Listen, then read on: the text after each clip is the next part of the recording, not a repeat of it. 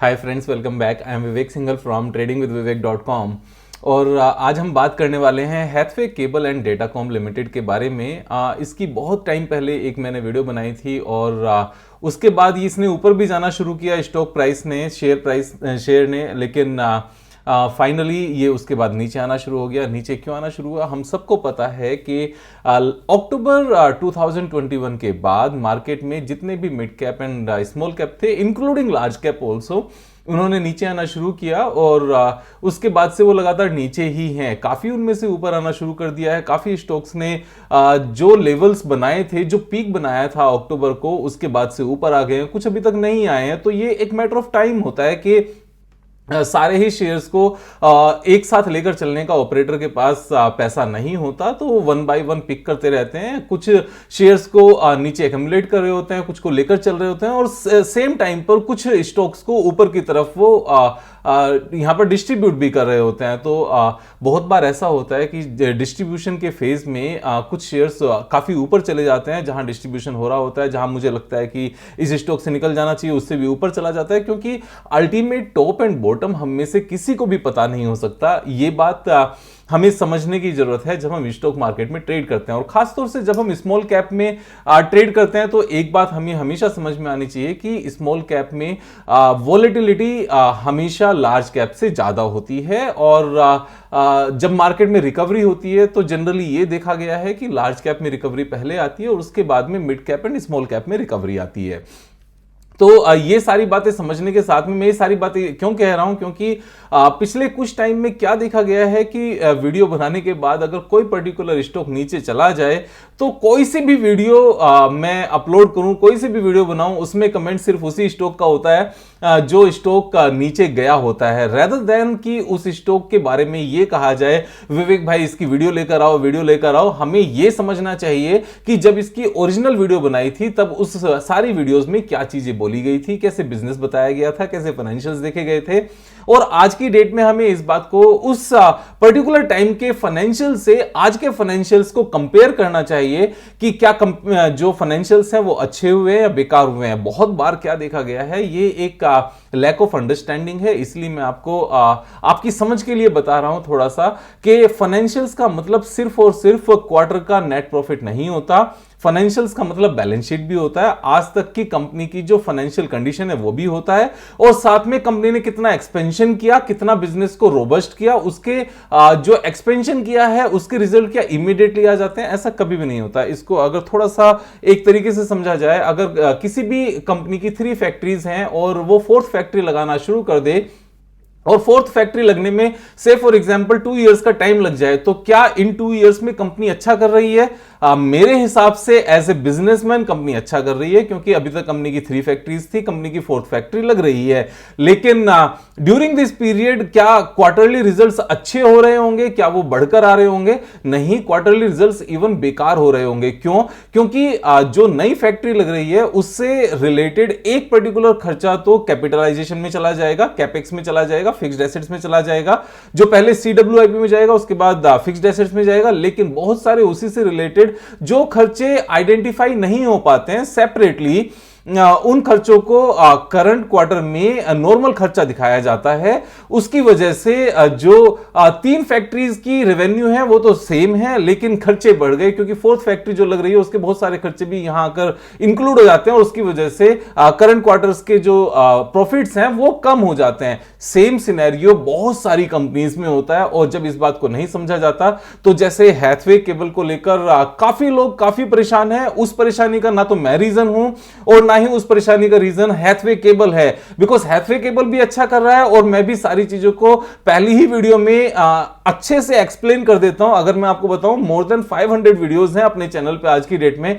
500 videos को अगर ध्यान से सुना जाए, समझा जाए और सीखने का मन बनाया जाए तो सारी चीजें ऑलरेडी समझ में आ जाएंगी। ऐसा जरूरी नहीं है कि हर कंपनी का अलग से एनालिसिस हो। एक कंपनी का एनालिसिस दूसरी कंपनी का एनालिसिस करने में खुद से हेल्प करता है। और एक और बात, अगर 500 वीडियोस अच्छे से समझने के बाद भी खुद से एनालाइज नहीं कर पा रहे हैं ना, तो उसका एक ही रीजन है कि हमने समझा नहीं है, हमने मेहनत नहीं की, हमने सिर्फ सुना है। तो यहां पर सुनने से बचने के बदले साथ में समझना भी है, सीखना भी है, अपना होमवर्क करना है। और बार बार ये कहते रहना कि विवेक भाई आपने प्रॉमिस किया था ये वीडियो बनाओ, आपने प्रॉमिस किया था ये वीडियो बनाओ, तो फिर कुछ ऐसा ही हो जाएगा कि मौसी ने एक बार गलती से बोल दिया कि बेटा आपका जो क्रिकेट बैट है थोड़ा सा पुराना हो गया, टूट गया, मैं नया दिला दूंगा। अब जब भी मौसी मिलती है बस मौसी मेरा बैट का है, मौसी मेरा बैट का है। बैट के बदले पढ़ाई कर लो यार, बैट से ज्यादा जरूरी है पढ़ाई करना। नहीं मौसी आपने बोला था कि यहां पर आप नया बैट दिलाओगे और आपने नहीं दिलाया। मैं कहता हूं पढ़ाई कर लो, पढ़ना ज्यादा जरूरी है। 500 वीडियोस है, उनको पढ़ के समझ के सीख के अगर हम आगे बढ़ेंगे तो दुनिया में सबसे ज्यादा पैसा हमारे पास होगा। मैं इसी चीज को ध्यान में रखते हुए कि जो क्वार्टरली रिजल्ट्स हैं वही सब कुछ नहीं होते, और कंपनी की बैलेंस शीट भी इंपॉर्टेंट होती है, उसका बिजनेस भी इंपॉर्टेंट होता है। उसी चीज को समझाते हुए मैं यहां पर कुछ वर्किंग आपको दिखा रहा हूं। जितने भी हम में से काफी लोग परेशान हैं, वो क्यों परेशान हैं? जो क्वार्टरली रिजल्ट्स हैं, जून क्वार्टर के जो रिजल्ट्स हैं, वो रिजल्ट्स में नेट प्रॉफिट 21 करोड़ का आया है, और लास्ट ईयर सेम क्वार्टर में रिजल्ट्स कितने थे? 49 करोड़ के थे, अभी 21 करोड़ के हैं। सबसे पहले यहीं पर थोड़ा सा रीजंस देख लेते हैं कि ये डिफरेंस है क्यों। सबसे पहला डिफरेंस तो यहां पर टैक्स का ही है। टैक्स 17% था जून क्वार्टर में जो इन्होंने पे किया था, अभी 28% किया है। तो डिफरेंस, एक बड़ा डिफरेंस तो यहीं पर कैंसिल हो जाता है, यहीं पता चल जाता है। एक और डिफरेंस कितना है? जो अदर इनकम 41 करोड़ थी वो अभी 33 करोड़ है, तो 8 करोड़ का डिफरेंस यहां निकल कर आ जाता है। अगर हम ऑपरेटिंग प्रॉफिट में देखें तो 110 करोड़ से 87 करोड़ के आसपास का ये डिफरेंस आया है, यानी कि ऑपरेटिंग प्रॉफिट 110 करोड़ से कम होकर 87 करोड़ रह गया है। क्या रेवेन्यू यहां पर कम हुई है? रेवेन्यू यहां पर कम नहीं हुई है। अब रेवेन्यू कम नहीं हुई और ऑपरेटिंग प्रॉफिट कम हुआ, इसका क्या रीजन है? इसका एग्जैक्टली सेम रीजन है जो मैंने वीडियो के शुरू में 2-3 मिनट्स में बताया कि जब कंपनी एक्सपेंशन मोड में होती है, बहुत सारे खर्चे न्यू कैपेसिटी के वो जनरल एक्सपेंसेस बनकर डल रहे होते हैं, यहां पर आ रहे होते हैं। क्यों? क्योंकि उन एक्सपेंसेस को अलग से सेग्रीगेट करना ना तो ऑडिटर के लिए पॉसिबल होता है और ना ही फाइनेंस डिपार्टमेंट के लिए पॉसिबल होता है। मैंने 8 इयर्स जितना भी काम किया है कॉर्पोरेट लाइफ में, वो कैपेक्स डिपार्टमेंट में ही किया है, तो मैं इस बात को अच्छे से समझता हूं। मैं एक चीज और आपको बता देता हूं, ड्यूरिंग 8 इयर्स मैं क्योंकि कैपिटल डिपार्टमेंट कैपेक्स में था, कैपिटल एक्सपेंडिचर डिपार्टमेंट में था, आज तक मेरी सैलरी को कैपिटलाइज नहीं किया गया। आज तक भी मेरी सैलरी को कैपिटलाइज नहीं किया गया, वो ऑपरेटिंग एक्सपेंस ही गए, जबकि मैं कैपेसिटी एक्सपेंशन वाले डिपार्टमेंट में काम करता था। तो ये एक लाइव एग्जांपल है, और ये सभी कंपनीज में जितने भी लोग अकाउंट्स डिपार्टमेंट में काम करते हैं वो इस बात को समझ रहे होंगे। तो ये एक जनरल सा पॉइंट हो गया। अब बात करते हैं कि कंपनी ने एक्चुअल में क्या किया ड्यूरिंग दिस पीरियड। अब ये during this period last 4 quarters की हम बात करते हैं कि लास्ट 4 क्वार्टर्स में क्या किया। लास्ट 4 क्वार्टर्स में जो प्रॉफिट है, प्रॉफिट यहां पर कम हुआ है, प्रॉफिट यहां पर बढ़ा नहीं है। तो एक बार हम यहां बैलेंस शीट पर आते हैं। बैलेंस शीट में देखते हैं कि क्या कंपनी का रिजर्व बढ़ा है लास्ट 1 ईयर में? यस, इंक्रीज हुआ है। क्या कंपनी की फिक्स्ड एसेट्स इंक्रीज हुई है? यहां तो कम होती हुई नजर आ रही है 10 करोड़ से। तो क्या एक्चुअल में ये कम हुई है या ज्यादा हुई है? तो इस बात को समझ लेते हैं एक बार। ये एक्चुअल में कम नहीं हुई है। अगर हम फिक्स्ड एसेट्स में यहां क्लिक करें और डिटेल में जाएं तो ग्रोस ब्लॉक देखें तो ग्रोस ब्लॉक 3200 करोड़ से इंक्रीज होकर 3600 करोड़ हो गया है। 400 करोड़ का यहां पर फिक्स्ड एसेट्स इंक्रीज हुआ है। तो यहां ऊपर ये कम क्यों नजर आ रहा है? कम इसलिए नजर आ रहा है क्योंकि जो डेप्रिसिएशन की एंट्री है वो भी यहां पर इंक्रीज हो गई है 300 करोड़ से 350 करोड़ से, और 350 करोड़ से ही यहां पर ग्रोस ब्लॉक इंक्रीज हुआ है। तो यानी कि जितना नया कैपेसिटी एक्सपेंशन हुआ उतना ही यहां पर डेप्रिसिएशन ना की एंट्री यहां आ गई अकाउंटिंग में। ये अकाउंटिंग का इंपैक्ट है। अगर हम टोटल मिलाकर देखने लगे तो 3600 करोड़ का यहां पर ग्रोस ब्लॉक है जो 3275 करोड़ का था। तो इस बात को यहां समझने की जरूरत है। फिक्स्ड एसेट्स जो दिखाई जाती हैं वो नेट ऑफ करके दिखाई जाती हैं, जितना डेप्रिसिएशन चार्ज हो जाता है उसको नेट ऑफ करके दिखाया जाता है। तो यहां पर ये एक्सपेंशन हुआ है। अब जब कंपनी ने 350 करोड़ से ज्यादा का एक्सपेंशन किया है तो कंपनी ने काम कैसे नहीं किया? एक और बात मैं आपको ध्यान से दिखाता हूं यहां पर, शायद आपने नहीं देखा होगा। अब से पहले कंपनी के ऊपर कितनी बोरोइंग थी? जस्ट 2 इयर्स बैक 2000 करोड़ की बोरोइंग थी। अभी कितनी बोरोइंग है? 0 बोरोइंग है, 0। This is a debt free company. अब डेट फ्री कंपनी में एक और इंपॉर्टेंट पॉइंट मैं आपको बताना चाहता हूं। बुक वैल्यू कितनी है? Book value is 23.30। Now current price कितना है? 16.9। तो ये बुक वैल्यू से नीचे चल रही है। अब बात ये आती है कि कंपनी की मैनेजमेंट कैसी होगी। अब अगर हमें यह भी नहीं पता कि कंपनी की मैनेजमेंट कैसी होगी तो हम इस बात को प्रूव कर रहे हैं कि हमने बिल्कुल भी होमवर्क अपनी तरफ से नहीं किया है। कंपनी की मैनेजमेंट कौन है? कंपनी की मैनेजमेंट रिलायंस इंडस्ट्री इंडस्ट्रीज है, अगर आप बैलेंस शीट में जाकर शेयर होल्डिंग पैटर्न में जाकर देखोगे और प्रमोटर में जाकर देखोगे तो जियो यहां पर इस कंपनी का ओनर है। 75% हिस्सेदारी यहां पर कंपनी के पास है, रिलायंस इंडस्ट्रीज के पास है। और मार्च 2021 में, दिसंबर 2020 में प्रमोटर्स के पास ये हिस्सेदारी 94% थी।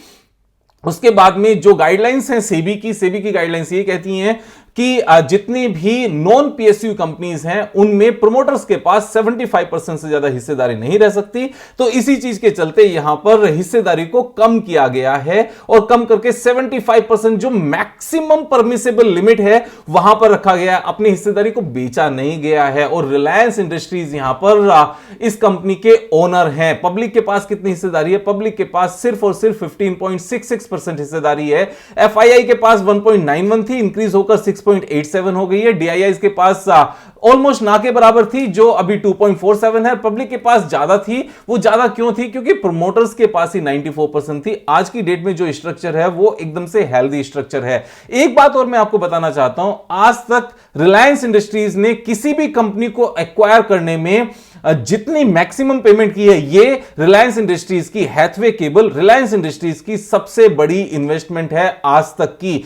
किसी भी कंपनी को परचेज करने में रिलायंस इंडस्ट्रीज ने इतनी पेमेंट नहीं की है जितनी हैथवे केबल को परचेज करने में की है। अगर आप इस बात को समझना चाहते हो तो थोड़ा सा यहां पर मैं आपको दिखाना चाहता हूं। Reliance Industries through its subsidiary Reliance Jio acquired 72% stake in the company during FY19 for 4100 crore rupees. Now, एक कैलकुलेशन मैं आपको छोटी सी करके बताता हूं कि रिलायंस इंडस्ट्रीज ने इस कंपनी को जब परचेज किया तो पूरी कंपनी कितने की उसने मेजर की, कितनी की वैल्यूएशन वहां पर दिखाई। सो 4100 करोड़ की कितने परसेंट हिस्सेदारी परचेज की? 72% हिस्सेदारी। तो पूरी कंपनी कितने की बैठती है? पूरी कंपनी आती है 5694 करोड़ की।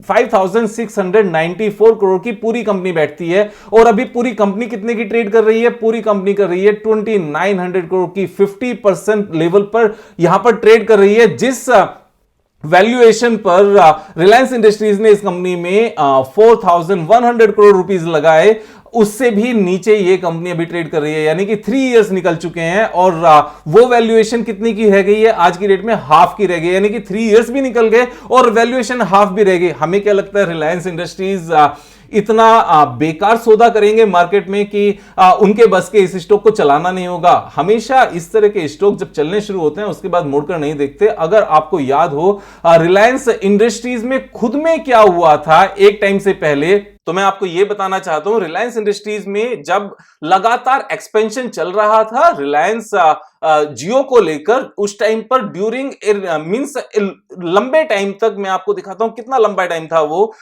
ये पीरियड था लगभग 4-5 साल का। वैसे भी रिलायंस इंडस्ट्रीज ने ऑलमोस्ट 2850 डेज तक कोई भी रिटर्न नहीं दी थी। 2009 से लेकर 17 तक रिलायंस इंडस्ट्रीज एक रेंज में ट्रेड कर रहा था। और जब उसके कैपिटल एक्सपेंडिचर के जो प्लान्स थे, जो एक्सपेंशन था, जब वो पूरा हुआ उसके बाद क्या हुआ, वो सीधा 490 से लेकर 3000 तक यहां से गया। 6 टाइम्स हो गया। हमेशा स्टॉक प्राइसेस इसी तरीके से काम करते हैं। सेम चीज हमें यहां पर नजर आ सकती है। अगर हम हैथवे केबल की बात करने लगे, हैथवे केबल का अगर हम चार्ट उठाकर देखें तो अभी ये क्या ट्रेड कर रहा है एक्चुअल में, एक लंबे टाइम से ये एक ही सपोर्ट पर है और ये एक स्ट्रॉन्ग सपोर्ट भी हमें दिखा रहा है। अगर हम इस बात को देखने लगे, this is a very strong support. अब मैं यहां से इस ड्राइंग को हटा देता हूं और अगर हम इस बात को देखने लगे 2012 से लेकर 11 से लेकर आज तक इसने सेम लेवल पर अगेन एंड अगेन सपोर्ट ली है। अब अगर हम इस चार्ट को खुद से देख पाते तो खुद से भी इस बात को समझ पाते कि यहां पर टेक्निकली कुछ भी गलत है ही नहीं। Technically it's a strong chart and इस प्राइस पर अगर हम बाय नहीं करेंगे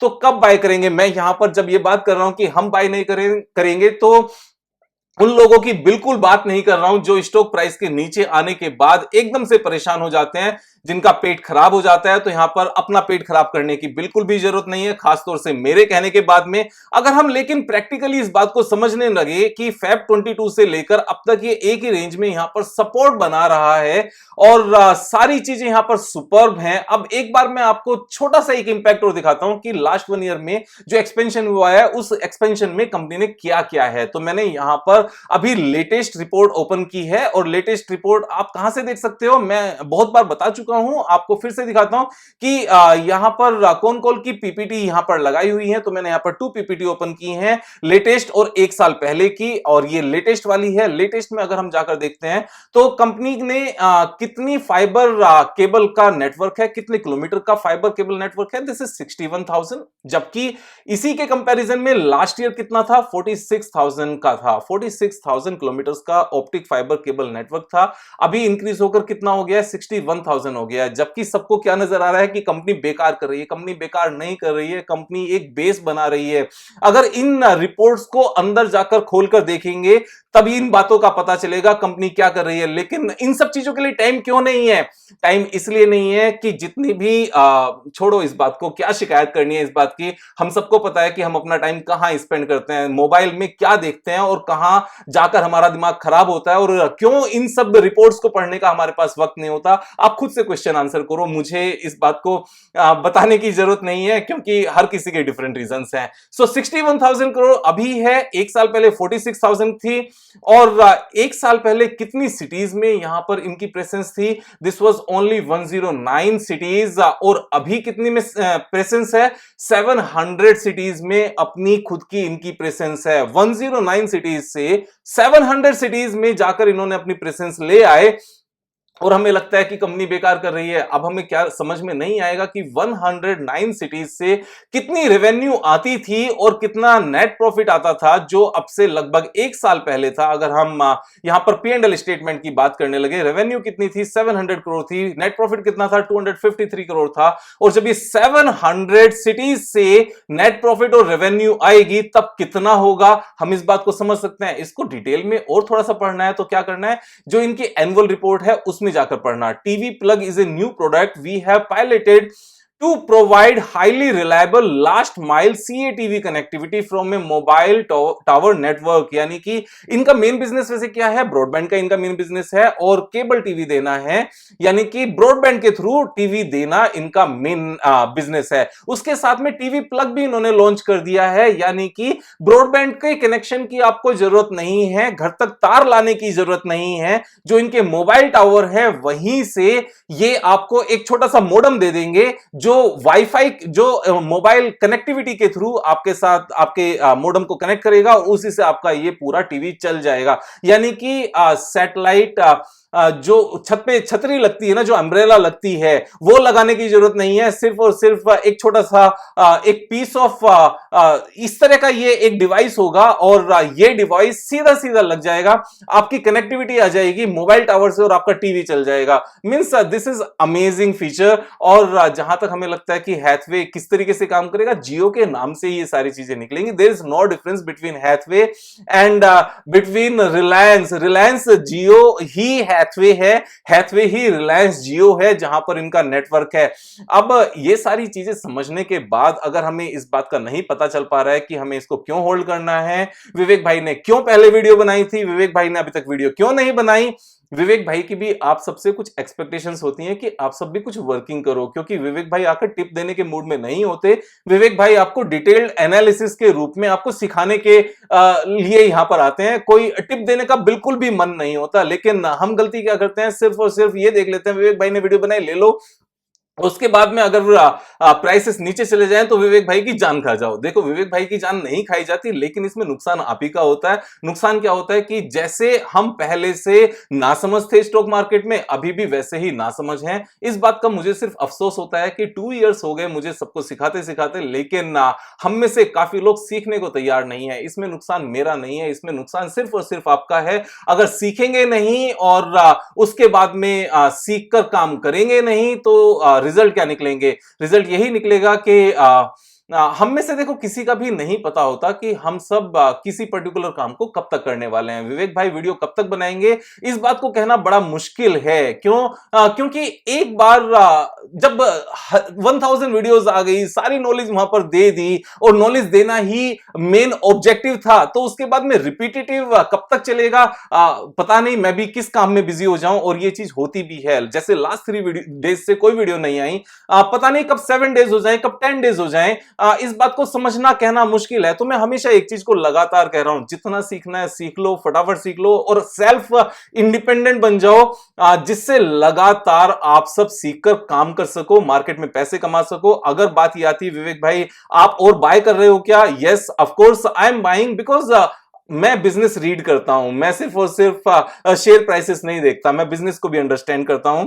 आई एम बाइंग कंसिस्टेंटली। पिछले 1 वीक में, 1 मंथ में मैंने बाइंग की है। कहां तक का मेरा टारगेट है? जब मैं टारगेट अपना टेक्निकल बता रहा हूं तो ये बिल्कुल नहीं कह रहा हूं कि आप भी बाय करो, आप अपने हिसाब से बाय करना। लेकिन मेरा जो टारगेट है, मेरा टारगेट जो इसने यहां पर ये हाई बनाया था जुलाई 20 में, यानी कि आफ्टर पेंडेमिक, जो इसने एक रैली दिखाई थी और उस दौरान जो इसने हाई बनाया था, वो मेरा टारगेट है। 57 is my target. Currently it is trading at 16.85। यहां से 240% का पोटेंशियल गेन है। वहां तक जाने में कितना टाइम लगेगा शायद भगवान को पता होगा या एस्ट्रोलॉजर्स को पता होगा, लेकिन बीइंग ए बिजनेसमैन मुझे इतना पता है, अगर 109 सिटीज में पहले प्रेजेंस थी, अभी वो 700 सिटीज में हो गई है। न्यू प्रोडक्ट्स लॉन्च हो रहे हैं। रिलायंस इंडस्ट्रीज की कंपनी है, जीरो डेट कंपनी है, बुक वैल्यू से नीचे ट्रेड कर रही है। रिलायंस इंडस्ट्रीज की भी जो वैल्यूएशन पे उन्होंने इन्वेस्ट किया था वो भी हाफ पर चल रही है, यानी कि 50% वो भी पैसा खोकर बैठे हैं। तो वो अपने आप इसको ऊपर लेकर जाएंगे।